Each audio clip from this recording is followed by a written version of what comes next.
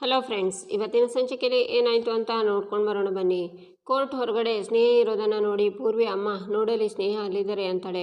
ಆಗ ಕಿಟ್ಟಿ ಮಹೇಶ್ವರಿ ಪೂರ್ವಿ ಸ್ನೇಹ ಹತ್ರ ಬಂದು ಸ್ನೇಹ ಅಂತಾರೆ, ಯಾವಾಗ ಬಂದ್ರಿ ಆಂಟಿ ಅಂತಾಳೆ ಸ್ನೇಹ. ಆವಾಗಲೇ ಬಂದ್ವಿ ಸ್ನೇಹ, ಈ ಕೇಸ್ ನಾವು ಗೆಲ್ತೀವಿ ಅಲ್ವಾ, ಆ ದರಿದ್ರ ಪ್ರೇಮ ನನ್ನ ಮಗನಿಂದ ದೂರ ಆಗ್ತಾಳೆ ತಾನೆ ಅಂತಾರೆ ಮಹೇಶ್ವರಿ. ದೂರ ಆಗಲೇಬೇಕು ಆಂಟಿ, ಯಾಕಂದರೆ ಇವತ್ತು ಕೇಸು 100ಕ್ಕೆ 100 ನಮ್ಮ ಪರನೇ ಇದೆ. ಹಾಗೆ ನಮ್ಮ ಪರ ವಾದ ಮಾಡ್ತಿರೋ ಲಾಯರ್ ಅಂತಿಂಥ ಲಾಯರ್ ಅಲ್ಲ ಅವನು, ಅವ್ರ ಹಿಸ್ಟ್ರಿಲೇ ಒಂದು ಕೇಸು ಸೋತಿರೋದೇ ಇಲ್ಲ ಅಂತಾಳೆ ಸ್ನೇಹ.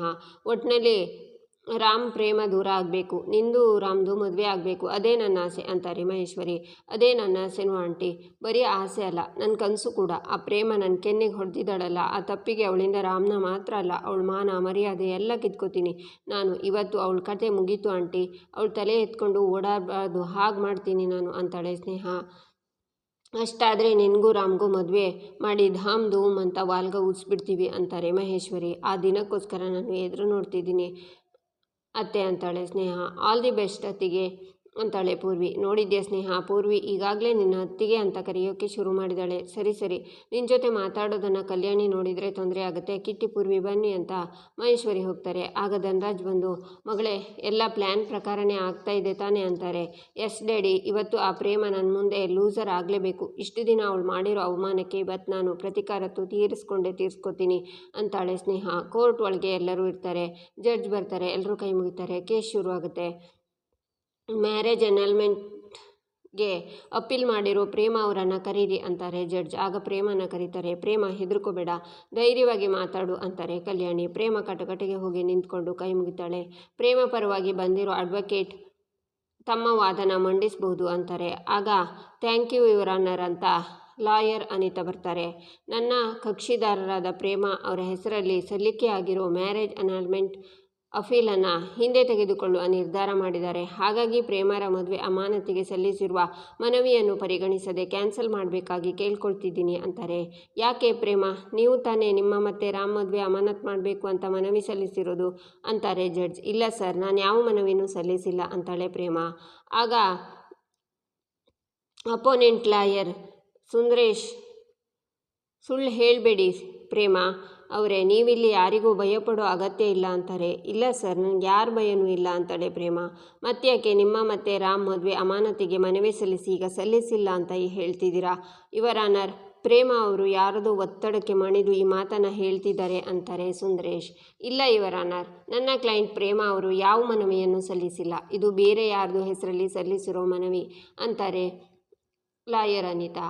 Objection your honour, advocate Anita ಅವರು ಹೇಳೋ ಹಾಗೆ ಪ್ರೇಮ ಅವರ ಹೆಸರಲ್ಲಿ ಯಾರೂ ಮನವಿನ ಸಲ್ಲಿಸಿರೋದಿಲ್ಲ. ಪ್ರೇಮ ಅವರೇ ಸ್ವ ಇಚ್ಛೆಯಿಂದ ನನ್ನ ಮತ್ತೆ ರಾಮ್ ಮದುವೆನ ಅಮಾನತು ಮಾಡಿ ಅಂತ ಸಲ್ಲಿಸಿರೋ ಅರ್ಜಿ ಇದು. ಇದಕ್ಕೆ ನನ್ನ ಹತ್ರ ಪ್ರೂಫ್ ಇದೆ ಯುವರ್ ಆನರ್ ಅಂತ ಸುಂದರೇಶ್ ಪ್ರೂಫ್ನ ಕೊಡ್ತಾರೆ. ಅದನ್ನು ನೋಡಿ ಜಡ್ಜ್, ಪ್ರೇಮ ಇದರಲ್ಲಿರೋ ಸಿಗ್ನೇಚರ್ ನಿಮ್ಮದೇ ಅಲ್ವಾ ಅಂತ ತೋರಿಸ್ತಾರೆ. ಹೇಳಿ ಪ್ರೇಮ, ಈ ಸಿಗ್ನೇಚರ್ ನಿಮ್ಮದೇ ತಾನೇ ಅಂತಾರೆ. ಹೌದು ಸರ್, ನಂದೇ ಅಂತಾಳೆ ಪ್ರೇಮ. ಯುವರ್ ಆನರ್, ಪ್ರೇಮ ಮತ್ತೆ ಅವ್ರ ಪರವಾಗಿ ವಾದ ಮಾಡ್ತಿರೋ ವಕೀಲರು ಪ್ರೇಮ ಅವರು ಈ ಅನಲ್ಮೆಂಟ್ ಮನವಿನ ಸಲ್ಲಿಸಲೇ ಇಲ್ಲ ಅಂತ ಹೇಳ್ತಾ ಇರ್ತಾರೆ. ನಮಗೆ ಗೊತ್ತಾಗದೆ ಆ ಡಾಕ್ಯುಮೆಂಟ್ ಮೇಲೆ ನಿಮ್ಮ ಸೈನೆ ಹೇಗೆ ಬಿತ್ತು ಪ್ರೇಮ ಅವರೇ ಅಂತಾರೆ ಸುಂದರೇಶ್. ಗೊತ್ತಿಲ್ಲ ಸರ್, ಆದರೆ ಈ ಮನವಿನ ನಾನು ಸಲ್ಲಿಸಿಲ್ಲ. ನನಗೆ ರಾಮ್ ಜೊತೆ ಇಡೀ ಜೀವನ ಕಳಿಬೇಕು ಅನ್ನೋ ಆಸೆ ಇದೆ. ನನಗೆ ಅವನ್ನ ಬಿಟ್ಟಿರೋ ಶಕ್ತಿ ಇಲ್ಲ ಸರ್. ನಾನ್ಯಾಕೆ ನನ್ನ ಮದುವೆಗೆ ಅಮಾನತು ಅರ್ಜಿ ಸಲ್ಲಿಸಲಿ ಸರ್ ಅಂತಾಳೆ ಪ್ರೇಮ.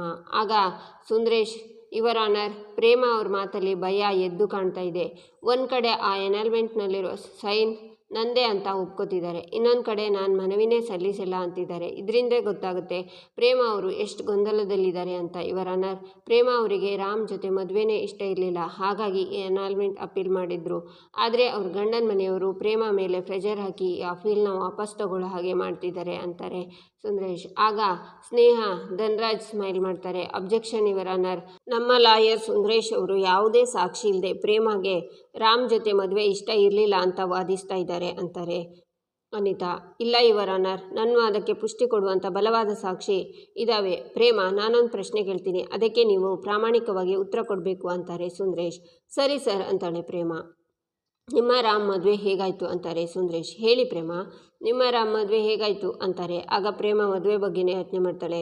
ಎರಡೂ ಮನೆ ಒಪ್ಪಿಗೆಯಿಂದ ಎಲ್ಲರ ಮದುವೆ ತರಹ ನಿಮ್ಮ ಮದುವೆ ನಾರ್ಮಲ್ ತರಹ ಆಯಿತಾ, ಇಲ್ಲ ಮದುವೆಯಲ್ಲಿ ಯಾವುದಾದ್ರೂ ವಿಷಯಗಳು ನಡೆದ್ವಾ? ಧೈರ್ಯವಾಗಿ ಹೇಳಿ ಪ್ರೇಮ, ಇನ್ನೊಂದು ಡಾಕ್ಯುಮೆಂಟ್ಸ್ ಇದ್ದಾವೆ ಅಂತ ಅದನ್ನು ಕೊಟ್ಟು, ಯುವರ್ ಆನರ್, ಇದು ರಾಮ್ ಅವರು ಪ್ರೇಮ ಅವರಿಗೆ ಬಲವಂತವಾಗಿ ತಾಳಿ ಕಟ್ಟಿದ್ದಾರೆ ಅಂತ ಪೊಲೀಸ್ ಕಂಪ್ಲೇಂಟ್ ಆಗಿರೋ ಕಾಪಿ. ಒತ್ತಾಯದಿಂದ ತಾಳಿ ಕಟ್ಟಿದವರನ್ನು ಯಾವ ಹೆಣ್ಣು ತಾನೇ ಒಪ್ಕೊಂಡು ಜೀವನ ಮಾಡ್ತಾರೆ ಯುವರ್ ಆನರ್.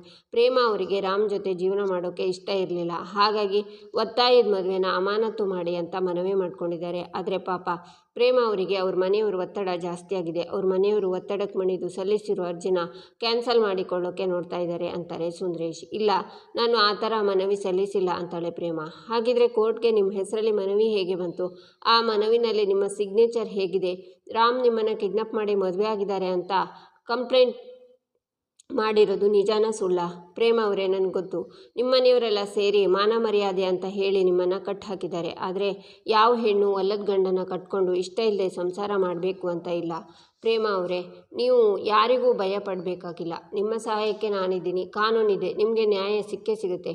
ನಿಮ್ಮ ಪ್ರಕಾರ ನೀವು ರಾಮ್ ಅವರಿಂದ ದೂರ ಆಗಬಹುದು ಅಂತಾರೆ ಸುಂದರೇಶ್. Objection your honour.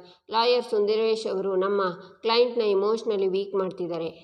ನಿಮಗೆ ಕೊಟ್ಟಿರೋ ಕಂಪ್ಲೇಂಟ್ ಪೇಪರ್ನ ನಾನು ಓದಿದ್ದೀನಿ. ಪ್ರೇಮರ ಮದುವೆ ಟೈಮಲ್ಲಿ ಕೆಲವೊಂದು ಕಾಂಪ್ಲಿಕೇಶನ್ ಆಗಿರೋದು ನಿಜ. ಆದರೆ ಪ್ರೇಮ ಮದುವೆ ಆದಾಗಿನಿಂದ ಅವ್ರು ತುಂಬ ಚೆನ್ನಾಗಿದ್ದಾರೆ. ಅವರಿಬ್ಬರ ನಡುವೆ ಯಾವ ಮನಸ್ತಾಪಗಳು ಇಲ್ಲ. ಹಳೆ ಕಥೆನ ಇಟ್ಕೊಂಡು ಪ್ರೇಮಗೆ ರಾಮ್ ಜೊತೆ ಬದುಕೋಕೆ ಇಷ್ಟ ಇಲ್ಲ ಅನ್ನೋದು ಒಂದು ಥಿಯರಿ ಆಗಬಹುದೇ ಹೊರತು ಅದು ಸತ್ಯ ಅಲ್ಲ ಅಂತಾರೆ ಅನಿತಾ.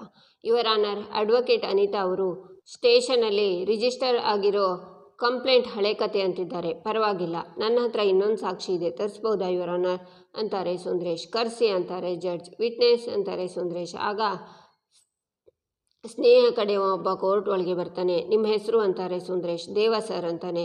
ಇವ್ರ ಪರಿಚಯ ಇದೆ ನಿಮಗೆ ಅಂತಾರೆ. ತುಂಬಾ ಪರಿಚಯ ಇದೆ ಅಂತಾನೆ ದೇವ. ನಿಮಗೂ ಇವರಿಗೂ ಏನು ಸಂಬಂಧ ಅಂತಾರೆ. ನಾನು ಅವಳು ಬಾಯ್ ಫ್ರೆಂಡ್ ಸರ್ ಅಂತಾನೆ ದೇವ. ಆಗ ಎಲ್ಲರೂ ಶಾಕ್ನಿಂದ ನೋಡ್ತಾರೆ. ಆಗ ಮಹಾದೇವ ನಿಂತ್ಕೊಂಡು, ಯಾವನ್ಲ ನೀನು ಅಂತಾನೆ. ಸೈಲೆಂಟ್ ಅಂತಾರೆ ಜಡ್ಜ್. ಮಹಾದೇವ, ಕೂತ್ಕೋ ಅಂತಾರೆ ಕಲ್ಯಾಣಿ. ನೀವು ಮುಂದುವರಿಸಿ ಅಂತಾರೆ ಜಡ್ಜ್. ಯುವರ್ ಆನರ್, ನಾನು ಪ್ರೇಮ 5 ವರ್ಷದಿಂದ ಪ್ರೀತಿ ಮಾಡ್ತಿದ್ದೀವಿ. ಒಬ್ಬರನ್ನೊಬ್ಬರು ಪ್ರಾಣಕ್ಕಿಂತ ಹೆಚ್ಚಾಗಿ ಪ್ರೀತಿಸ್ತಿದ್ದೀವಿ ಅಲ್ವಾ ಪ್ರೇಮ ಅಂತಾನೆ ದೇವ. ಇಲ್ಲ ಸರ್, ಸುಳ್ಳು, ಇವನು ಯಾರು ಅಂತ ನನಗೆ ಗೊತ್ತಿಲ್ಲ ಅಂತಾಳೆ ಪ್ರೇಮ. ಅವ್ರು ಮಾತಾಡೋವರೆಗೂ ಸುಮ್ಮನೆ ಇರಿ ಪ್ರೇಮ ಅಂತಾರೆ ಜಡ್ಜ್. ಯುವರ್ ಆನರ್, ನಾವಿಬ್ಬರು ಮದುವೆ ಆಗೋಣ ಅಂತ ನಿರ್ಧಾರ ಮಾಡಿದ್ವಿ. ಆದರೆ ಅಷ್ಟೊತ್ತಿಗೆ ಪ್ರೇಮ ಅವ್ರ ತಂದೆ ಅವಳ ಮದುವೆನ ರಾಮ ಅವ್ರ ಅಣ್ಣ ಮಹಾದೇವ ಅವ್ರ ಜೊತೆ ಫಿಕ್ಸ್ ಮಾಡಿದ್ರು. ಅವ್ರ ತಂದೆ ಮೇಲೆ ಇವರಿಗೆ ತುಂಬ ಗೌರವ, ಪ್ರೀತಿ, ಭಯ. ಅದಕ್ಕೆ ಇವಳು ಕೂಡ ಮದುವೆಗೆ ಒಪ್ಕೊಂಡಿದ್ಲು. ಅವತ್ತು ಮಹಾದೇವ ಅವ್ರ ಜೊತೆ ಮದುವೆ ಫಿಕ್ಸ್ ಆಗಿದ್ದ ದಿನ ರಾಮ್ ಅವಳನ್ನು ಬಲವಂತವಾಗಿ ಕಿಡ್ನಾಪ್ ಮಾಡಿ ತಾಳಿ ಕಟ್ಟ.